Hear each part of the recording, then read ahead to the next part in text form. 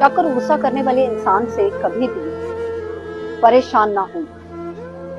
देखिए, शक और गुस्सा वही इंसान करता है जो आपसे मोहब्बत से ज्यादा आपकी इज्जत की परवाह करता है। लेकिन बदकिस्मती से ऐसी मोहब्बत को बेसुकूनी का नाम देके छोड़ दिया जाता है और किसी दूसरे इंसान का इंतखाब कर लिया जाता है।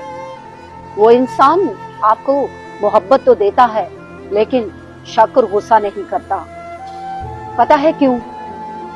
इसलिए कि वो आपसे मोहब्बत नहीं बल्कि मुनाफकत कर रहा होता है, क्योंकि मोहब्बत की पहली निशानी शक और गुस्सा ही है।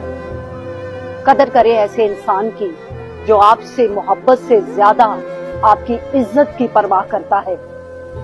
मौला अली ने सलाम फरमाते हैं कि अपने लिए ऐसे इंसान को चुनो जो तुमसे मोहब्बत से ज्यादा तुम्हारी इज्जत करे।